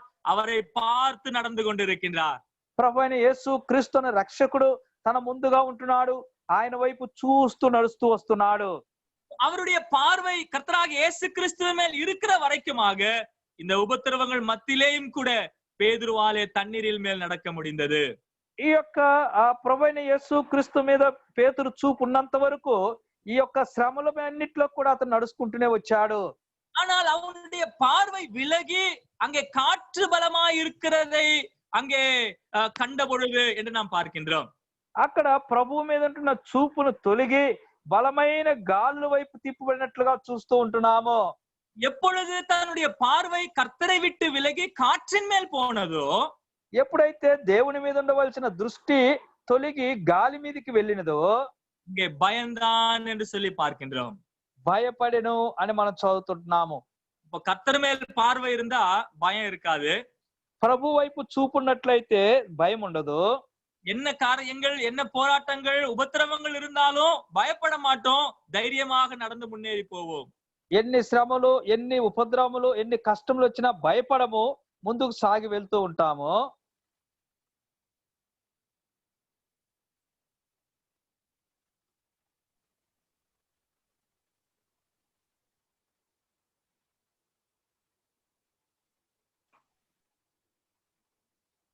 கேக்குதா? ఎస్, கேக்குதுங்க கேக்குதுங்க. Okay okay. ஆனால் பேதுருவனுடைய பார்வை காற்றின் மேல் விழுந்த பொழுது பயம் அவனை தொத்திக் கொண்டதாக நாம் அங்கே பார்க்க முடிகிறது. కానీ పేతురు యొక్క చూపు గాలి మీదకి వచ్చిన వెంటనే అక్కడ భయము తన్ను వెంబడించినదని చూస్తూ ఉంటున్నాము. பயந்த உடனே அடுத்ததாக தன்னுடைய வாழ்க்கையில நேருகிறது. அவன் கடலிலே மூழ்க ஆரம்பித்தான் என்று சொல்லி பார்க்கின்றோம். భయపడే వెంటనే తన జీవితంలో జరిగిన మరొకటి, సముద్రంలో మునిగిపో ప్రారంభించినని చూస్తుంటున్నాము.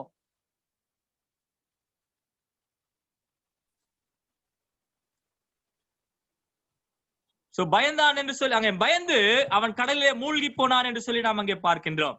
కాబట్టి భయపడి సముద్రంలో మునిగిపోయినని చూస్తూ ఉంటున్నాము. இங்க பேதுரு மூழ்கி போகிறதற்கான காரணம் என்ன? అలాగైతే పేతురు మునిగిపోవటం కారణం ఏమిటి? அவனுடைய பார்வை கர்த்தராகிய இயேசு கிறிஸ்துவிலிருந்து விலகி போனதினாலே என்று சொல்லி பார்க்கின்றோம். అతని యొక్క దృష్టి లేక చూపు ప్రభువైన యేసుక్రీస్తు మీద నుండి తొలగిపోయినదని చూస్తుంటున్నాము. அதனால தான் எபிரேயர் 12ஆம் அதிகாரத்திலே இங்கே சொல்லப்படுகிறது. కాబట్టి ఎబ్రీయులకు రాసిన పత్రిక 12వ అధ్యాయంలో అక్కడ చెప్పబడి ఉంటున్నది. இதனுடைய தொடர்ச்சியாக நாம் அங்கே பார்க்கும் பொழுது விசுவாசத்தை துவக்குகிறவரும் முடிக்கிறவருமாகிய கர்த்தராகிய இயேசு கிறிஸ்துவை நோக்கி நமக்கு நியமித்திருக்கிற ஓட்டத்திலே பொறுமையோட ஓட கடவோம் என்று சொல்லி சொல்லுகின்றார். అక్కడ మనం చదివినట్లయితే విశ్వాసమున కర్తయు దాన్ని కొనసాగిస్తుంటున్న యేసు వైపు చూచు మనతో ఉంచబడిన పందెప్రములో ఓపికతో పరిగెత్తుదుము అని. நம்முடைய ஓட்டத்தை நாம் தைரியமாக நாம் முன்னேறி செல்ல வேண்டியவர்களாக இருக்கிறோம் என்றால் அதற்கான ஒரே வழி அவரை நோக்கி பார்க்கிறது என்று சொல்லி நாம் அங்கே பார்க்கின்றோம். మనకు ముందుంటున్న పందెపు రంగంలో మన ఓపికతో పరిగెత్తాలంటే దానికి ఒకే ఒక మార్గము ముందున్న ప్రభువైన యేసుక్రీస్తు వారి వైపు చూస్తూ వెళ్ళటమే. ஏன் நாம் அவரை மாத்திரமே பார்க்க வேண்டும்? ఎందుకు ఆయన మాత్రమే మనం చూడాలి? அவர்தான் நம்முடைய விசுவாசத்தை துவக்கினவராக இருக்கின்றார். ఆయనే మన విశ్వాసమునకు కర్త అయి ఉంటున్నాడు. அவரே நம்முடைய விசுவாசத்தை தொடர்ந்து வழிநடத்தக்கூடியவராக இருக்கின்றார். ఆయనే మన విశ్వాసమును కొనసాగించువాడై ఉంటున్నాడు. மாத்திரமல்ல அவரே நம்முடைய விசுவாசத்தை முடிக்கிறவராகவும் இருக்கின்றார். అంత మాత్రం కాకుండా ఆయనే మన విశ్వాసమును ముగించువాడై ఉంటున్నాడు. சோ நம்முடைய விசுவாச வாழ்க்கையினுடைய பரிமாணம் முழுவதும் அவருடைய கரத்திலே இருக்கிறதுனாலே நாம் அவரை மாத்திரமே பார்க்க வேண்டியவர்களாக இருக்கின்றோம். కాబట్టి మన విశ్వాసం యొక్క సంపూర్ణత ఆయన చేతిలో ఉంది కాబట్టి ఆయన మాత్రమే మనం చూడవలసిన వారమై ఉంటున్నాము. அவரை பார்க்காதபடிக்கு நம்முடைய பார்வை வேறு எங்கு போனாலும் சரி நம்முடைய ரட்சிப்பை நாம் அசட்டை செய்கிறவர்களாக இருக்கின்றோம். ఆయన వైపు కాకుండా మన చూపు ఎటువైపు మరలినా కానీ మనం రక్షణను నిర్లక్ష్యం చేసిన వారమై ఉంటాము. మన சகோதரனே சகோதரியே, இந்த காலகட்டத்திலே அவரை விட்டு பார்வையை விளக்குறதற்கு அநேக சூழ்நிலைகள் நமக்கு முன்பதாக இருந்து கொண்டிருக்கின்றது. ప్రియమైన సహోదర సహోదరి, ఆయన విడిచి తొలగిపోవటకు అనేకమైన సందర్భాలు మన కన్నుల ఎదుట మనకు కనబడుతూ ఉంటున్నవి. இந்த காலகட்டத்திலே அவிதமான சூழ்நிலைகளிலே நாம் கடந்து சென்று கொண்டிருக்கின்றோம். అలాంటి పరిస్థితుల్లో కాల పరిస్థితుల్లో మనం దాటి వెళుతూ ఉంటున్నాము. அநேகமான தவறான உபதேசங்கள், தவறான வார்த்தைகள் நம்மை சுற்றிலுமாய் கேட்கப்பட்டு கொண்டிருக்கின்றது. అనేకమైన తప్పుడు బోధలు, తప్పుడు మాటలు, ప్రసంగాలు మన చుట్టూ మనకు వినబడుతూ ఉంటున్నవి. சூழ்நிலைக்கு ஏற்றாறு போல் மாற்றிக்கொள்ளக்கூடிய அநேக சந்தர்ப்பங்கள் வேத வசனத்திலிருந்து எடுத்து காண்பிக்கிறோம் என்று தவறாக வழிவிலக்கி செல்கிறவர்கள் காணப்பட்டு கொண்டிருக்கிறார்கள். సందర్భానికి తగినట్లుగా లేఖన భాగంలో ఎత్తి చూపించి కరెక్ట్ గా ఉన్నట్లుగానే చేస్తూ మనం తప్పించి తీసుకువెళ్లే వారు ఉంటున్నారు. என்ன சூழ்நிலையாக இருந்தாலும் சரி நம்முடைய பார்வையை கர்த்தராகிய இயேசு கிறிஸ்துவை விட்டு விலகாதபடிக்கு நாம் எச்சரிக்கை உள்ளவர்களாக நாம் காணப்படுவோம். కాబట్టి ఎలాంటి పరిస్థితులు ఏర్పడినా కానీ మన దృష్టి ప్రభువైన యేసుక్రీస్తు వారి మీద నుండి తొలగిపోకున్నట్లుగా జాగ్రత్త కలిగి ఉందాము. என்றால் அவர் பெரிய கர்த்தராக இருக்கிறதுனாலே நமக்கு கொடுத்த ரட்சிப்பு பெரிதாக இருக்கின்றது. ఆయన శ్రేష్ఠుడు లేక గొప్పవాడుగా ఉంటున్నాడు కాబట్టి ఆయన ఇచ్చిన రక్షణ కూడా చాలా గొప్పదై ఉంటున్నది. அவ்வளவு பெரிதான ரட்சிப்பை நாம் அசட்டை செய்கிறவர்களாக இருக்க வேண்டாம். ఇంత గొప్ప రక్షణను మనం నిర్లక్ష్యం చేసేవారుగా ఉండకూడదు. இது எவ்வளவு பெரிதான ரட்சிப்பு என்பதான விஷயத்தை நாளைக்கு நாம் சிந்திக்கலாம். ఇది ఎంత గొప్ప రక్షణ అనే సంగతులు రేపు మనం ధ్యానం చేద్దాము. இதனுடைய தொடர்ச்சியாக நாம் நாளை சிந்திப்போம். దీని యొక్క కొనసాగింపు రేపు మనం చూసుకుందాము. தேவன் தாம் இந்த வார்த்தைகள் நமக்கு ஆசீர்வதிப்பார்கள். దేవుడు తానే మనకి ఈ యొక్క మాటలు ఆశీర్వదించి అనుగ్రహించును గాక. ஆமென். ఆమేన్. Amen. Praise be to God. It has been a blessed time. We thank each one of you for joining us, and now we have had a wonderful time with the Word of God, the Spirit of God talking to us through the servant of God, the young servant of God, Brother John Mark from near Ennur, Anubapet place in that assembly. And we praise God for what has come from the warnings in Hebrews. And there were 6 warnings, and we have seen the various portions in the Word of God, how these warnings are very much applicable even to this day in the 21st century. This letter epistle was written in the first century, and yet how wonderfully it is available to us, and we are able to make use of this word of God so that we can understand the word better for the glory of God. Let these warnings be useful for us so that we can correct ourselves, so that as we have read, let us not take away our eyes from the Lord Jesus Christ, looking unto the author and finisher of our faith. Let us run the race so that we would complete as a good and faithful servant. Even this evening time, we praise God for Brother John Mark for having delivered the word of God to the Spirit of God. We praise God for him, and also for the translation that has come in a blessed way by Brother Nehemiah. We thank him also from Ennur Assembly. We praise God for the blessed way the dear ones are doing for the glory of God. We also thank each one of you for having come and joined, and not only just joining, definitely these words would be very useful in the days to come, because let us not neglect so great a salvation God has granted unto us. Very great a salvation, that salvation is incomparable. So having these thoughts in our heart, mind and soul, let us continue to sojourn this wilderness journey. And before closing, I would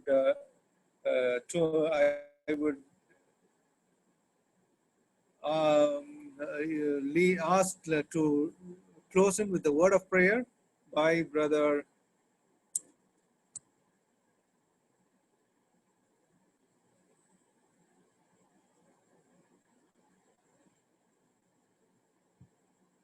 I would request Brother Bhakyanathan from Saligram Christian Assembly to please close in with the word of prayer. Brother Bhakyanathan. Prayer பண்ணலாம் brother. Yes. பரலோக பிதாவே உம்மை துதிக்கிறோம், ஸ்தோத்திரிக்கிறோம் கர்த்தாவே.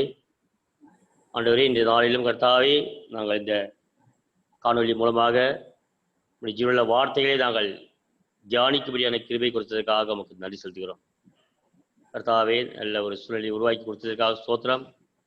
ஆண்டவரே, உம்முடைய தாசனை கொண்டு அருமையான சகோதரன் ஜான் மார்க்கை கொண்டு நீ பேசின வார்த்தைகளுக்காக நன்றி செலுத்துகிறோம். எபிரேயர் நிருபத்திலிருந்து அநேக வார்த்தைகளை, அநேக காரியங்களை நாங்கள் எச்சரிப்பின் காரியங்கள் எல்லாம் நாங்கள் தியானித்தோம் கர்த்தாவே. அருமையான சகோதரன் நெகேமியா அவர்கள் கர்த்தாவே டிரான்ஸ்லேஷன் கொடுத்ததுக்காக நமக்கு நன்றி செலுத்துகிறோம். ஆண்டவரே, இவ்வளவு பெரிதான ரட்சிப்பு குறித்து கவலையிட்டிருப்போமானால் தண்டனைக்கு எப்படி தப்பித்துக் கொள்வோம் என்று நாங்கள் பார்த்தோம். தேவரீர் தாமே கர்த்தாவே, இன்னும் வருகிற நாட்களில் நாளை தினம் கூட அநேக எச்சரிப்பின் காரியங்களை விவரமாக பார்க்க இருப்பதற்காக நமக்கு ஸ்தோத்திரம் செலுத்துகிறோம். ஆண்டவரே, நாங்கள் கர்த்தராகிய இயேசு கிறிஸ்துவை நோக்கி பார்க்கும்படிக்கு கிருபை செய்ய வேண்டுமாய் ஜெபிக்கிறோம். இந்த கொரோனா நாட்களிலே கர்த்தாவே, நாங்கள் கவலை இல்லாமல் இருக்காதபடிக்கு நாங்கள் பொறுப்புடனும் உண்மையுடனும் ஆண்டவராகிய இரட்சகருமாகிய இயேசு கிறிஸ்துவை நாங்கள் நோக்கி பார்க்கும்படிக்கு கிருபை செய்ய வேண்டுமாய் ஜெபிக்கிறோம் கர்த்தாவே. தகப்பனே, ஆண்டவரே, மட்டுமாக எங்கள் மீது நீர் இரக்கம் பாட்டினீர், இம்மட்டுமாக எங்கள் மீது கிருபை பாட்டியிருக்கிறேன். ஆண்டவரே, நாங்கள் ஜீவனுடைய இருப்பது சுத்த கிருபை. ஆண்டவரே, நாங்கள் கர்த்தா அநேகர் இந்த நாட்களிலே கர்த்தாவே கடந்து போய் கொண்டிருக்கிறார்கள். ஆனால் எங்களுக்கோ நீ சுகம் பலன் ஜீவனை கொடுத்து வழிநடத்தி வருகிறதுக்காக பரிசுகிறோம். உலகம் முழுவதும் பாதிக்கப்பட்டிருக்கின்ற கொரோனா பாதிப்பிலிருந்து கர்த்ததாமே ஏற்ற நேரத்திலே எங்களுக்கு பாதுகாப்பையும் ஆண்டவரே விடுதலையும் தர வேண்டுமாய் ஜெபிக்கிற கர்த்தாவே. ஆண்டவரே, இந்த கூட்டங்களை மட்டுமாக ஆண்டவர் நீ நடத்தும்படியான கிருபை கொடுத்ததற்காக நன்றி செலுத்துகிறோம். அநேகருக்கு ஆசீர்வாதமாக இருக்கும்படிக்கு நீர் பாராட்டி வருகிற நன்மையான காரியத்திற்காக நன்றி செலுத்துகிறோம். ஆண்டவரே, எல்லாம் பரத்திலிருந்து வருகின்ற ஆண்டவர் ஜோதிகளின் பிதாவிடத்திலிருந்து வருகிறது என்று நாங்கள் விசுவாசிக்கிறோம். ஆண்டவருடைய ஜீவனுள்ள வார்த்தைகள் எங்களுக்கு உற்சாகத்தையும் சமாதானத்தையும் சந்தோஷத்தையும் கொடுக்கக்கூடியதாக இருப்பதற்காக நமக்கு நன்றி செலுத்துகிறோம்.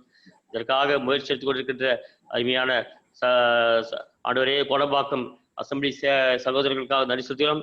அருமையான சகோதரர் சந்தோஷ் அவர்களுக்காக சோதனை செலுத்துகிறோம். ஆண்டவரே தொடர்ந்து இது அநேகருக்கு ஆசீர்வாதம் தரக்கூடியதாக இருக்க திரும்பி செல்லுமா ஜெபிக்கிற இந்த ஊழியங்கள் கர்த்தத்தாவே உடைய நாமத்தை மையப்படுத்த வேண்டுமா ஜெபிக்கிறோம். உம்மை உயர்த்தி பிடிக்கிறோம், உம்மை வாழ்த்துகிறோம், வணங்குகிறோம், துதியான மையம் எல்லாவற்றும் உமக்கே செலுத்துகிறோம். இயேசு கிறிஸ்துவின் இனி நாமத்தினால் ஸ்தோத்திரங்களை மனத்தாழ்மையாக எடுக்கிறோம். பரிசுத்த தூய பிதாவே, Amen. Amen. Thank you, dear brother Vakyanathan from Saligam Christian Assembly. May God bless you. Once again, tomorrow I would like to remind that the meeting would start at 6:45, not at today as 7:15. There was some work, that's why it was started at 7:15. Nalike 6:45, 6:45, the evening, the program, the Bible study would start. So not at after that. So God willing, we will start the tomorrow Bible study at 6:45. Thank you, brother John Mark, and thank you, brother Nehemiah uncle. May God be with you all as you deliver the word of God in different places. May God be with each one of us as we have heard the word of God. May God thank you all.